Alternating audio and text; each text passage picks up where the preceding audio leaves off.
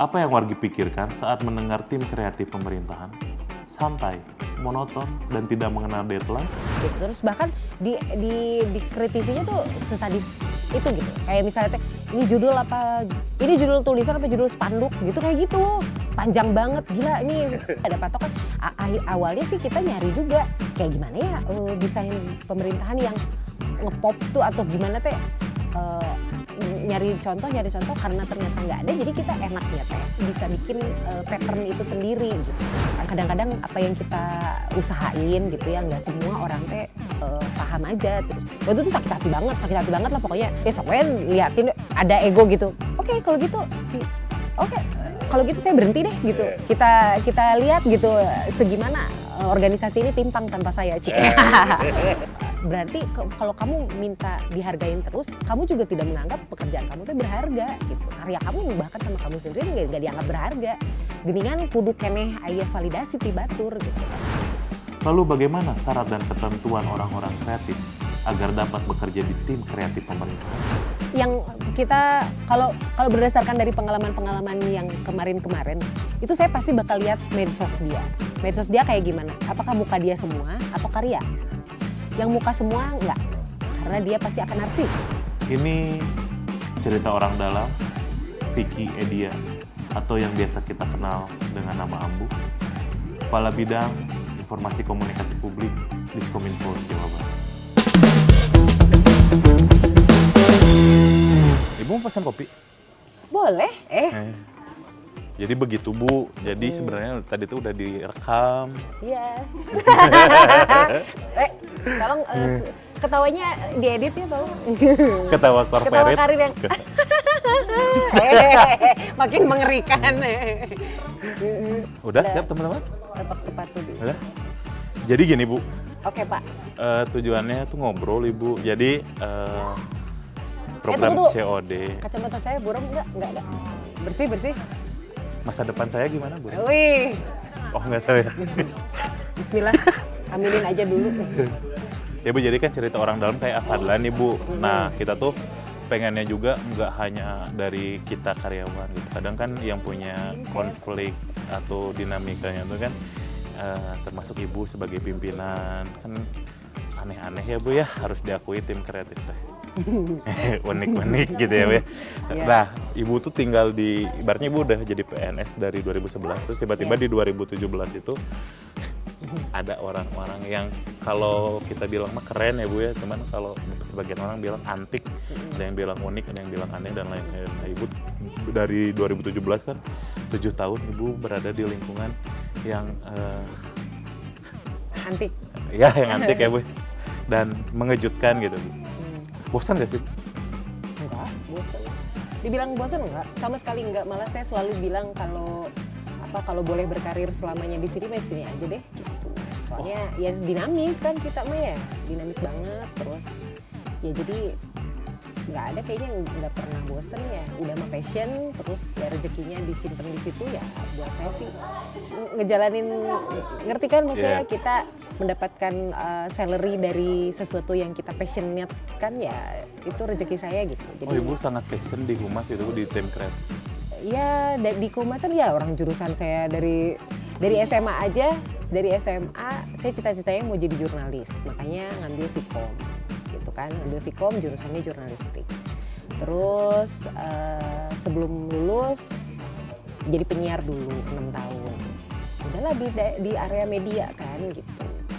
Terus sempat berkarir menjadi ibu rumah tangga dulu, terus akhirnya ada peluang waktu itu jadi ibu saya teh dalam keadaan sakit, kanker lagi sakitnya teh. Terus bilang, kamu teh udah nggak haram tuh anak PNS jadi PNS, why not gitu kan? Soalnya berkelit terus, sebenarnya nggak berkelit terus sih, emang nggak lulus aja. Gagal tiga kali nyobain, terus pas waktu itu ibu saya sakit, saya tuh keadaannya lagi hamil sebetulnya. Tadinya pengennya teh ya udah di ini aja deh gitu, ditunda dulu, maksudnya teh gimana kalau misalnya sudah melahirkan, sudah beranak pinak gitu ya, jadi ngegedein, karena anak pertama digedeinnya sampai TK tuh sendiri. Nah jadi anak kedua teh idealis kayak gitu Iya. juga gitu, pengen sama sendiri juga. Nah terus karena ibu saya di tengah sakitnya bilang gitu, udah nggak haram tuh anak PNS jadi PNS, pensiun ya, ibu saya udah pensiun. Terus wah, mana bisa membantahnya, udah mah dalam keadaan sakit, ibu pula gitu kan, dan tidak ada yang perlu dibantah sebetulnya. Ya aja nih. Pokoknya kalau ada formasi, kamu daftar, enggak. Provinsi, mangga gitu ya. Pokoknya iya mah mangga. Nanti saya pokoknya bakal usahain. Jadi alasan kenapa pengen nanti dulu deh gitu kan, udah nggak dikeluarin. Ya menurutku sih kayaknya nggak tepat juga ya gitu, lagi keadaan kayak gitu terus kita banyak excuse dan udahlah oke gitu. Terus taunya yang biasanya formasinya 1, 2, tahun itu 5. Jadi nggak ada alasan dong, tentu saja ya. Tidak ada alasan banget saya teh untuk menolak. Ya udah akhirnya saya menempuh lah gitu ya persyaratan itu. Tesnya juga waktu itu teh baru melahirkan tesnya. Sebulan kalau nggak salah. Jadi penuh dengan drama ini, bengkak payudara gitu. Karena kan masih menyusui gitu. Sempat asap pulang dari situ tuh sempat ke kamar mandi untuk ngebuang ASI karena bengkak banget dan segala macam. Ya qadarullah ternyata diterima gitu. Terus waktu itu belum tahu penempatannya di mana. Singkat cerita gitu ya, ditempatkan di Biro Humas karena memang ternyata formasinya ada di Setda terus di Bapenda gitu apa di mana gitu. Nah, ditempatkanlah di Humas bersama 3 orang.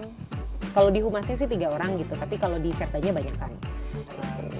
Nah Bu, kan biasanya gini ya Bu ya, orang yang kerja di swasta dengan dinamika swastanya target yang bukan yang jelas ya, targetnya tinggi, kita ngejar, tiba-tiba Ibu jadi PNS gitu. Ya kan ini mah bukan pengalaman pribadi ya, dengar dari orang-orang kadang suka ngegejlik gitu. Ada nggak sih Ibu merasakan itu? Di awal-awal ya, di bulan-bulan pertama ngegejelik pisan, tapi buat saya sih ngegejeliknya tuh ada yang gini, jadi saya berusaha sekuat tenaga untuk dapat bisa datang pagi ke kantor, tapi di kantor untuk nggak ngapa-ngapain gitu. Kerjanya nanti pulang kerja. Nanti pulangnya. Bahkan bisa jadi waktu pas saya masuk nggak ngapa-ngapain beneran karena rata-rata kan orang udah pegang kerjaannya masing-masing ya gitu. Ya udah terus ngobrol sama atasan gitu. Atasan ekspektasinya apa dari kami CPNS ini gitu kan. Terus nah waktu itu atasan saya tuh dari jurnalistik juga, dari Unpad juga gitu.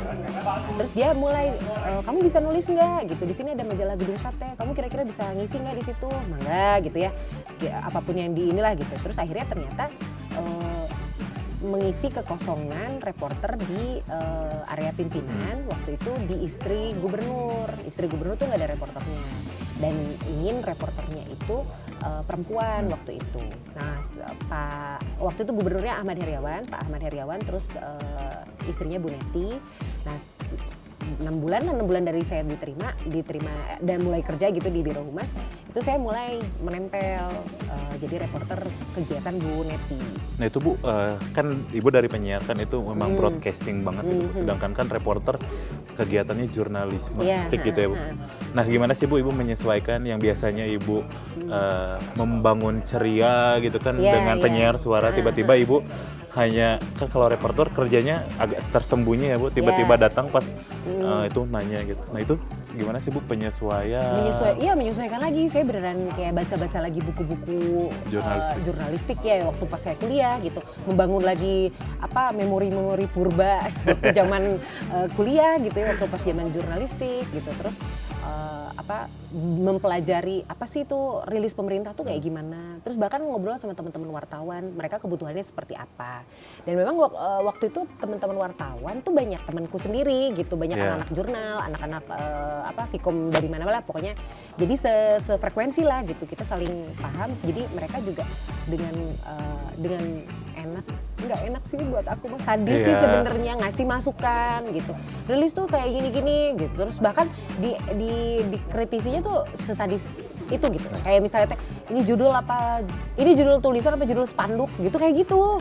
Panjang banget, gila ini rilis pemerintah banget sih kamu. Karena kan banyak senior gitu. Kayak sesadis itu emang. Fik nih kayaknya nggak bakalan dimuat sama kita, jelek banget kayak gitu mereka. Disebut kayak tulisan anak SD baru belajar SPO kan? Enggak kalau sampai situ. Tapi kayak semacam ini itu. Kalau sampai itu sih enggak. Tapi kalau sampai kayak apa? Ini judul tulisan gitu. Ini judul rilis apa spanduk? Ini pemerintah banget sih gitu kayak gitu. Oh, berarti dari situ Ibu belajar nulis kayak media-able kan kalau sekarang istilahnya gitu. Ya, terus kayak bahkan sampai kayak kalau kutipan tuh enaknya ditaruh di mana, terus sampai narasumber tuh bagusnya muncul di mana. Terus tapi belajarnya dari rilisnya tuh dari beneran dari ini banget dari yang standar banget yang SPOK di awal kalimat gitu, dari SPOK gitu ya. Terus nggak ada pesan sama sekali di lead gitu, terus baru nanti terus kita masukin mulailah gitu dikasih tahu juga. Fik, lu menurut lo menariknya acara ini tuh apa? Pesannya Bu Neti tuh apa? Lu masukin dong di atas. Males tahu baca panjang-panjang gini. Astaga gitu. Kebayang gak sih sampai segitunya? Ya deh baiklah gitu. Terus akhirnya ya udah mulailah menulisnya dari kayak gitu, dari apa yang didapetin paling menarik tuh dari situ tuh apa gitu, dari acaranya gitu. Terus karena kan seniorku tuh ya, senior jurnal waktu itu sadis-sadis angkatan 90-an sekian kan. DJ Tinamor. Iya, anak-anak DJ, anak-anak Faktum gitu. Sedangkan aku di kampus tuh anak Karunggoni. Karunggoni itu majalah lifestyle. Majalah lifestyle dia di Vkom gitu. Jadi kayak beda banget memang gitu. Nah, terus mulailah masukin unsur-unsur humanisnya gitu. Banyak belajar dari situ di 3 tahun gitu ya. Bu, ini mah ingin agak peres sedikit Bu, kalau rilis Humas Jabar sekarang gimana Bu? Gimana jadi evaluasi aduh deg-degan.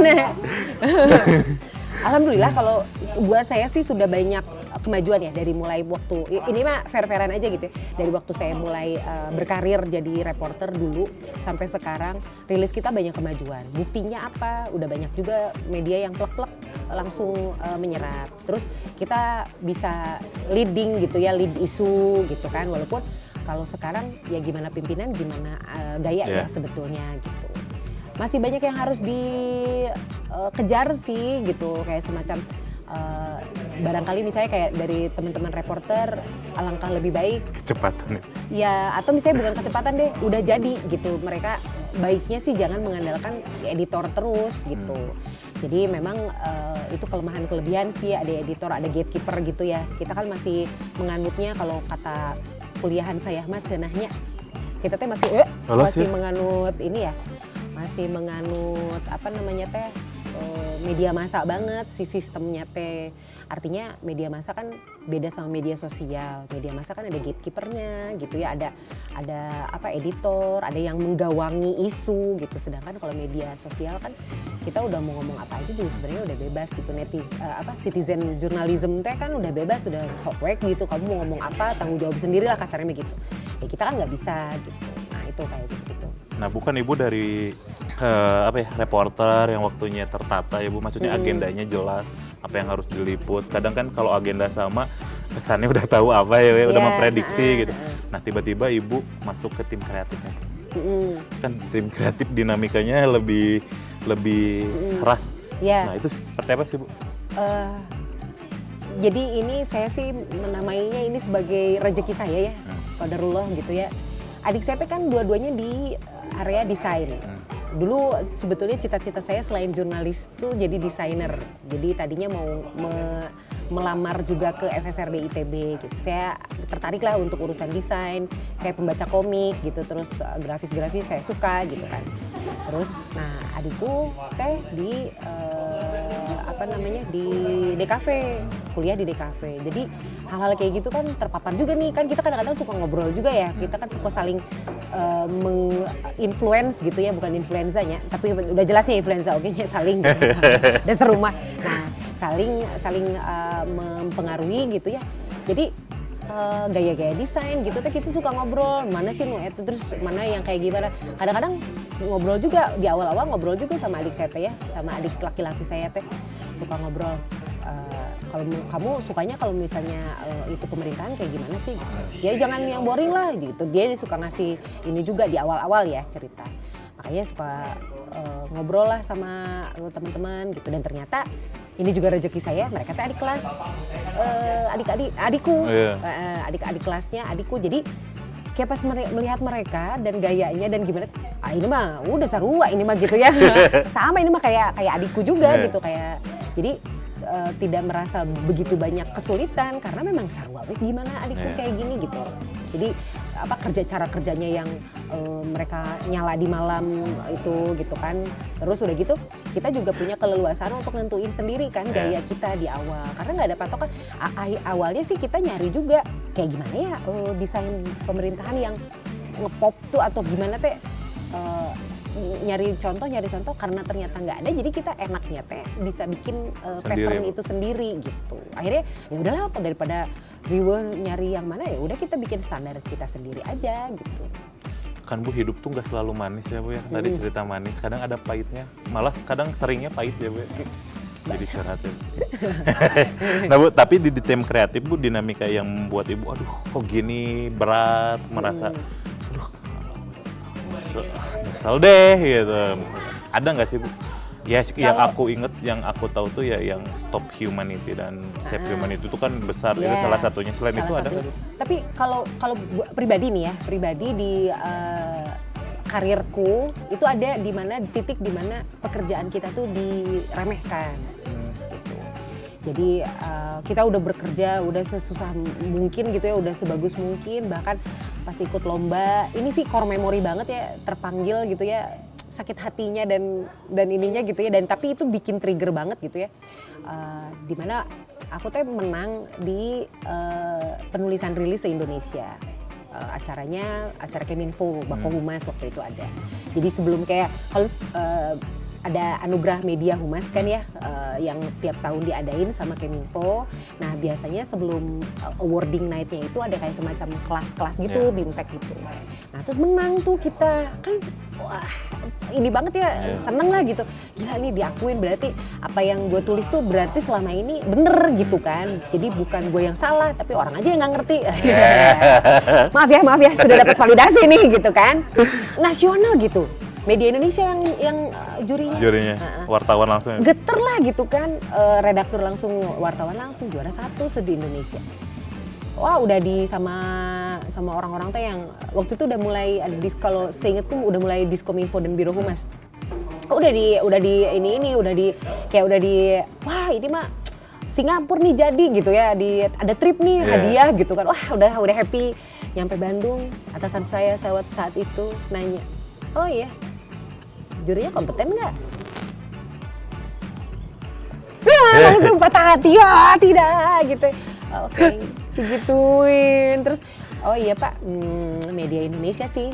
Oh ya. Biasa aja. Udah aja lewat. Nggak ada itu. Mana ada itu Singapura trip gitu ya untuk pemenang, hoax pisan lah gitu. Nah itu dari situ tuh kayak, ya ampun gitu ya, berarti apa ya namanya teh, kadang-kadang apa yang kita usahain gitu ya, nggak semua orang teh paham aja. Waktu itu sakit hati banget lah pokoknya, nyaris rasanya pengen mogok aja gitu. Pokoknya liatin ada ego gitu. Kebayang ya, baru kemarinnya dapat validasi se-Indonesia, nyampe kantor digituin, bahkan dianggap nggak penting gitu. Rasanya kayak oke, kalau gitu saya berhenti deh gitu. Kita lihat gitu segimana organisasi ini timpang tanpa saya. Tapi bela diri ya. Ya maksudnya dan orang gitunya susah payah dan segimana membela Jawa Barat gitunya, negeri sendiri digituin di dalam negeri kan. Dan ternyata ya udah akhirnya ngobrol sama teman-teman wartawan lagi gitu kan. Terus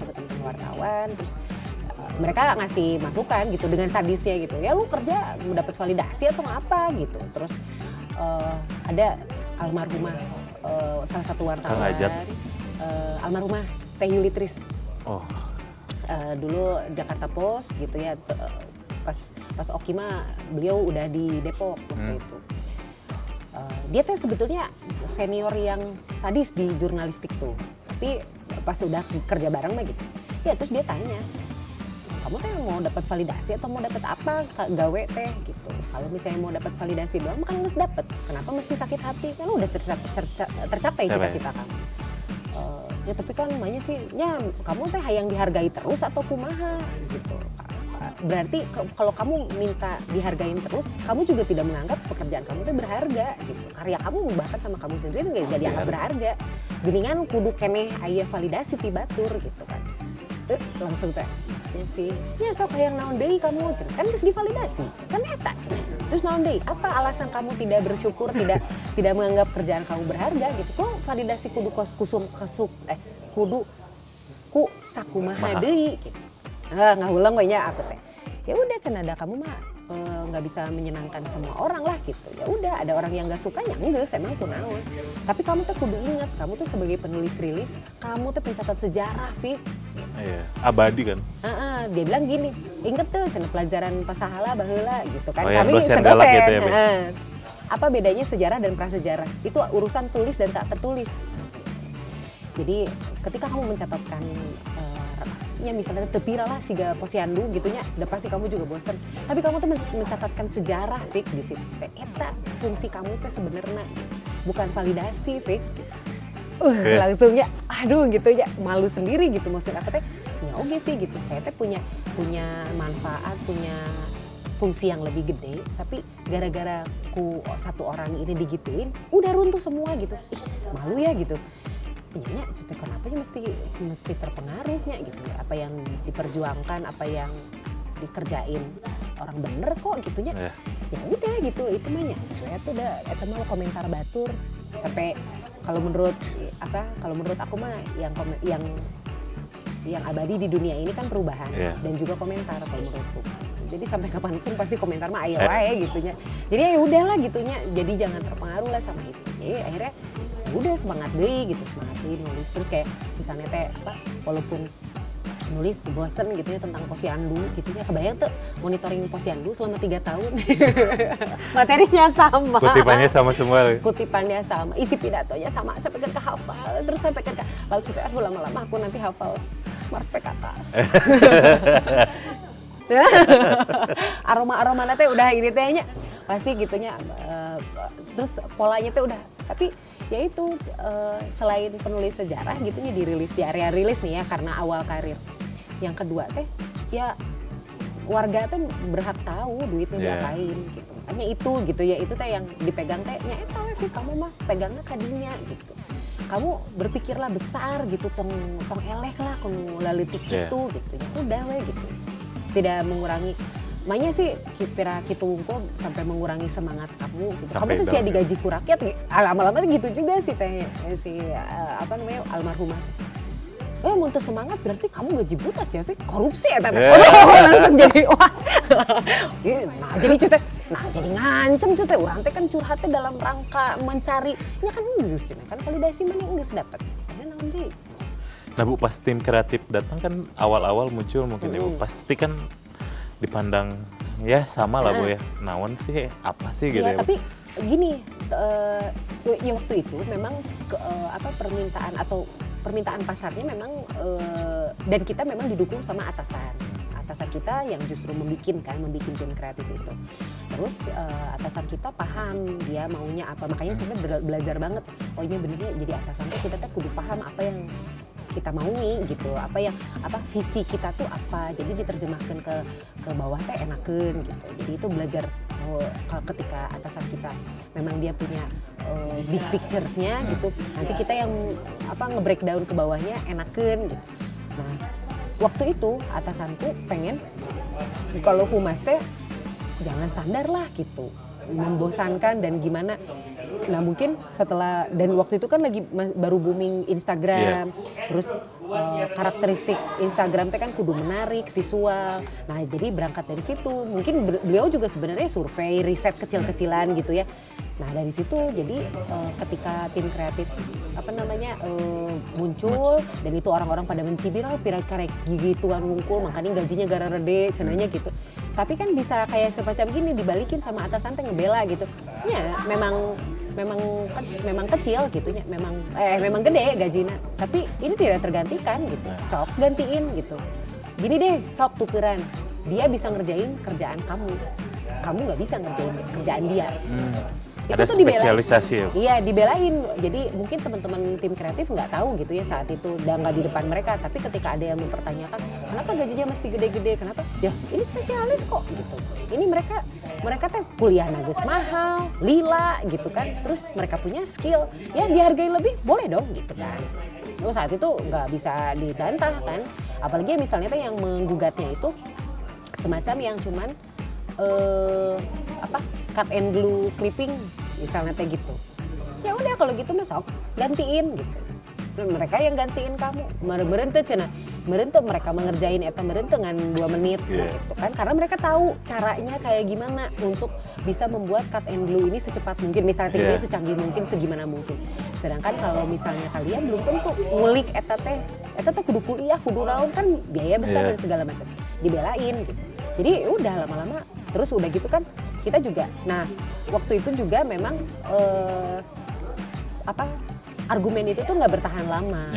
Nggak bertahan lama, tapi kita buktikan dengan akhirnya ikut banyak lomba itu kan salah satu pencapaian gitu ya, validasi juga gitu, bahwa ternyata yang kita kerjakan itu gitu ya dinilai oleh orang luar tuh ternyata oke, keren.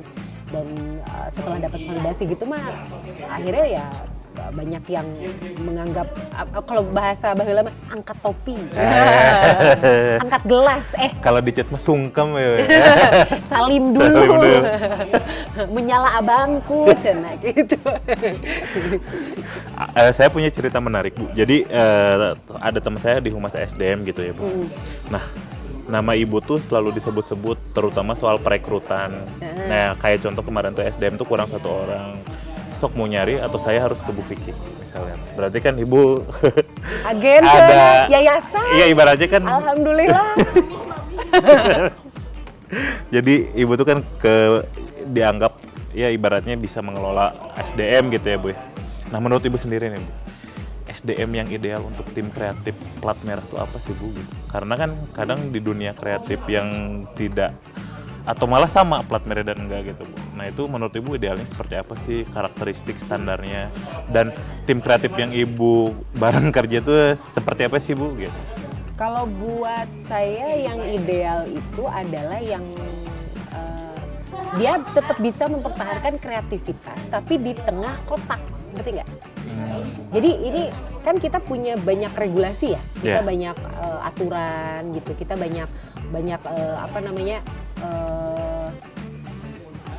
regulasi, banyak aturan, banyak ininya lah, pagernya gitu. Nah, kalau menurut saya sih yang keren itu adalah dia tetap bisa mengeluarkan kreativitasnya, tapi dia nggak melanggar, tidak harus selalu break the rules gitu loh untuk menjadi keren gitu. Kalau menurut saya sih. Dan teman-teman kalau menurut saya sih ini udah benchmark banyak orang.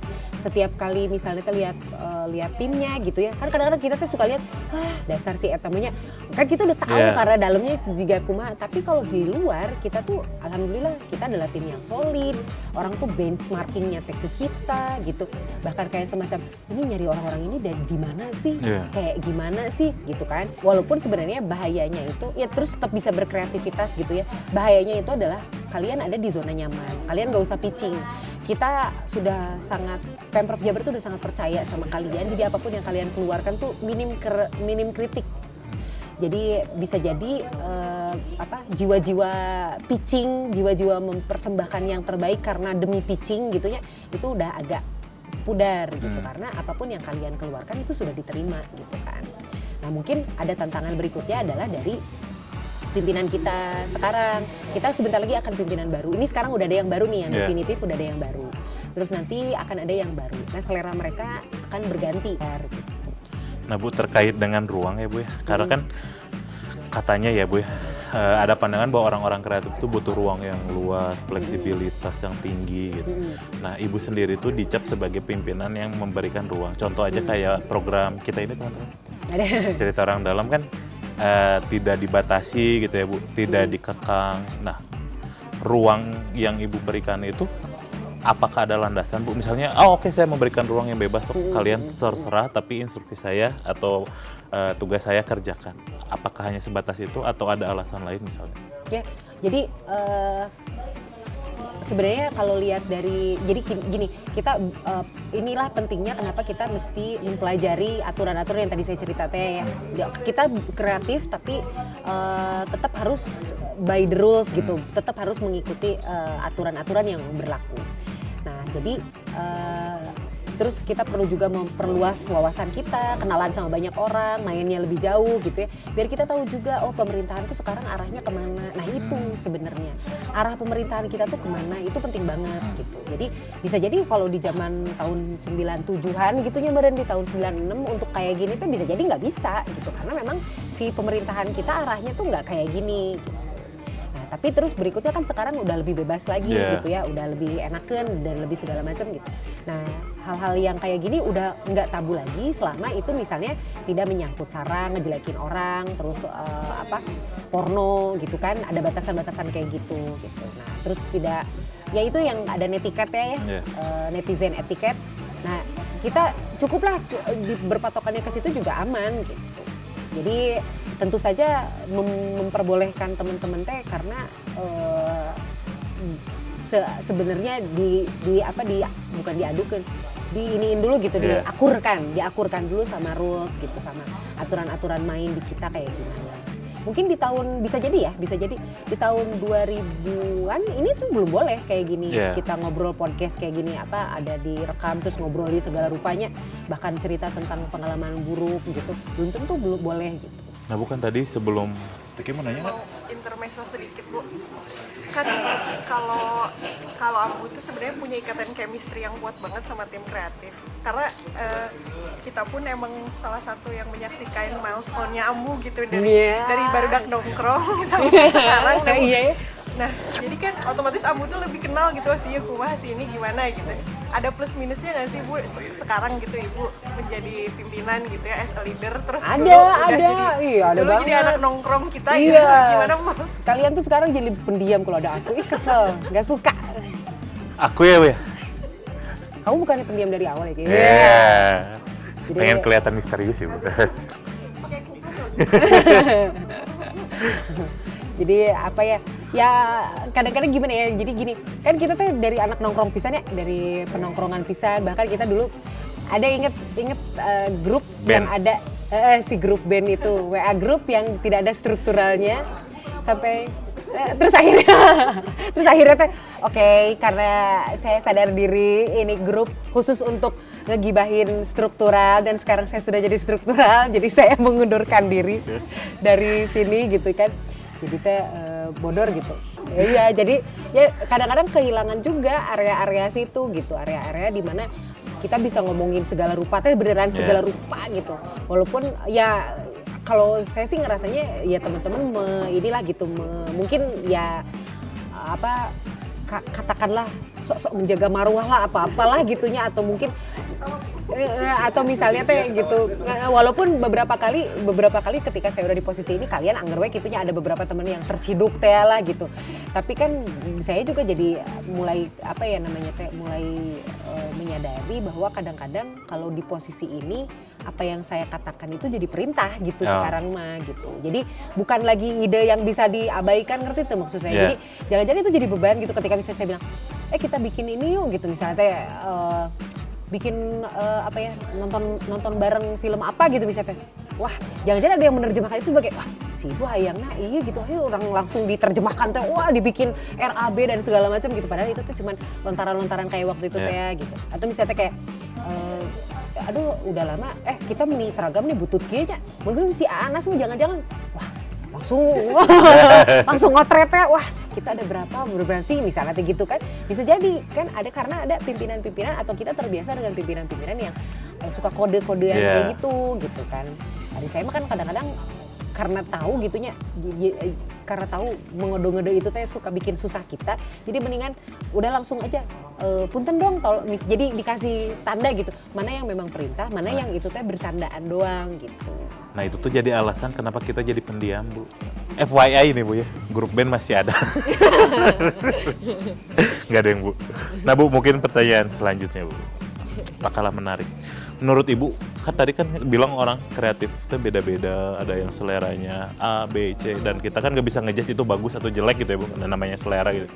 Nah kalau selera ibu sendiri seperti apa? Selera saya Apakah yang beda? apanya yang beda ya? Maksudnya kumanya? Ya mungkin karena adik saya desainer.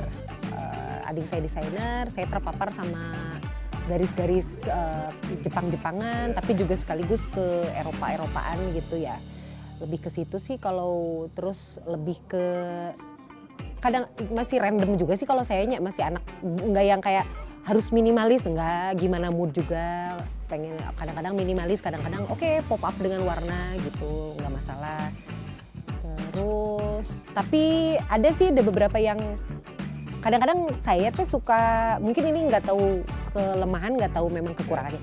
Saya tuh suka nggak begitu tertarik lagi dengan hal yang jadi masif. Gitu. Oh, yang viral. Jadi tapi saya tuh kerja di area situ gitu, di area dimana kudu viral, kudu masif gitu. Jadi kayak semacam gini. Sekarang dulu lucu, menurut saya masih bagus warna-warna neon.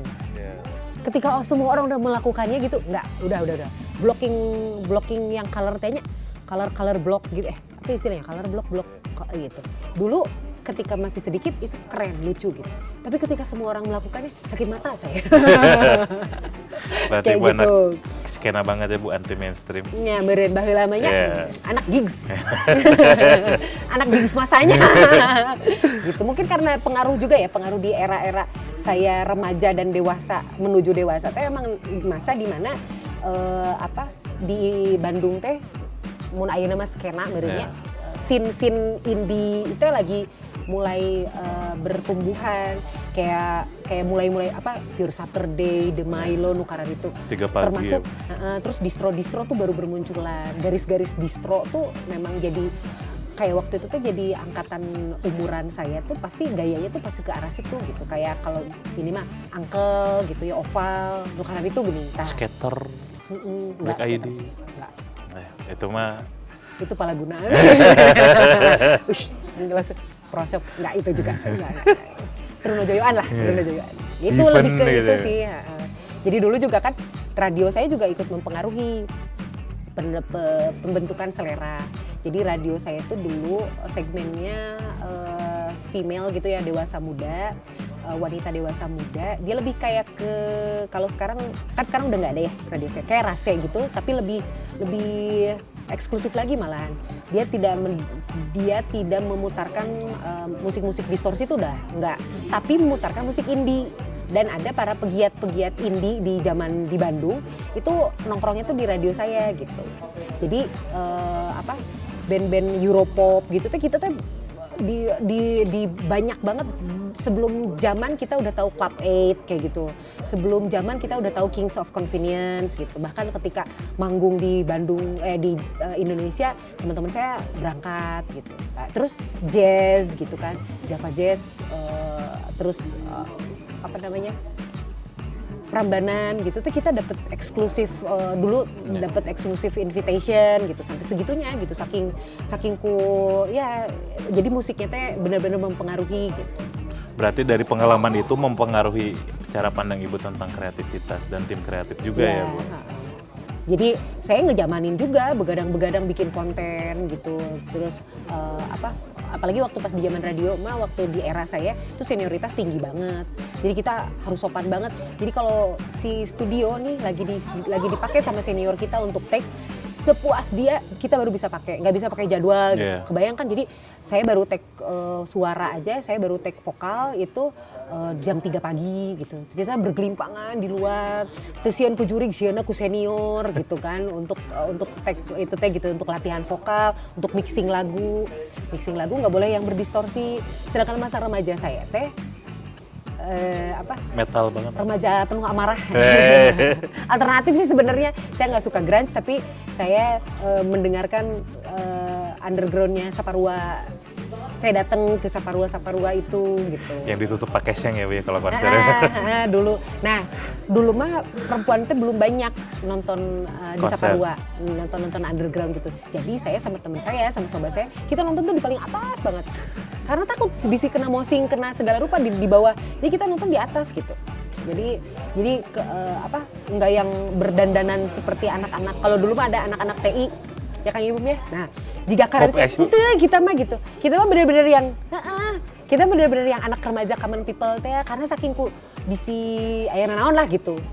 Dan ya terus boro-boro pakai kaos kaos band gitu teh. Wah, boro-boro lah gitu. Dasieun ku kolot. Bilangnya teh hari Sabtu teh hari Minggu mau nonton teh kan waktu itu pagi-pagi sampai sore gitu. Itu teh ya bilangnya mau main aja gitu ke BIP. Padahal menonton ke Saparua. Ya nggak beda jauh lah Bu jaraknya. Iya sih, itu bohong teuing. Kadinya sih beli es krim ke McD. Udah gitu ke situ. Tapi gitu, jadi sembunyilah di atas kita teh biar aman. Cuma buat ini aja gitu. Nah Bu, kan kebetulan sini ada anak magang nih Bu yang mau memasuki dunia kerja karena katanya mereka betah sih Bu di Humas Jabar. Waduh. Gitu ya. Betah banget katanya. Bisa nggak extend? Wah bisa seumur hidup katanya. Kita aja enggak. Nah, iya, main ludo ya. Dia malah langsung Trauma. Iya pasti trauma. Itu semua anak-anak magang akhirnya berakhirnya itu karena sudah kalah oleh UUS dan di menye-menye. Iya, iya memang semua orang tuh mengakhirinya di situ. Momentumnya tuh di situ. Dihina-hinanya kayak apaan ya? Kalah sekali dihinanya 2 minggu ya. Nah Bu, indikator Ibu kalau misalnya mau nge-hire orang nih Bu, tim kreatif tuh apa aja sih Bu? Meng-hire orang. Sebetulnya kita kalau berdasarkan dari pengalaman-pengalaman yang kemarin-kemarin, itu saya pasti bakal lihat medsos dia. Medsos dia kayak gimana? Apakah muka dia semua atau karya? Yang muka semua enggak, karena dia pasti akan narsis. Dan yang muka semua itu cenderung untuk banyak mengeluh di medsos begitu. Saya mah anaknya anak 90-an, apapun kita obrolin di offline. Jadi enggak ini mah buat pesan untuk dede-dede. Pakai mesnya. Dede-dede enggak gemes juga sih kalau. Ini ke anakku juga bilang bahwa jangan suka sembarangan nge-spill urusan kantor, urusan orang tua tuh di media sosial. Kamu tuh kayak berteriak di pasar. Semua orang tuh pasti tahu dan pasti ngejudge apapun judgement-nya kepadamu. Nah aku nggak mau kamu tuh sebagai anakku gitunya. Aku nggak mau kamu tuh di judge sama orang tuh seperti apa gitu. Dan nggak usah orang tahu lah, nggak usah orang terlalu banyak tahu. Kalau misalnya memang kamu punya masalah, yuk kita temui ahli gitu. Kalaupun misalnya mau curhatlah sama teman, tapi nggak usah di-spill di media sosial. Kamu se-private-nya akun kamu, second account, fake account, itu bisa di-hack gitu. Itu tuh tercatat di dunia maya tuh tercatat.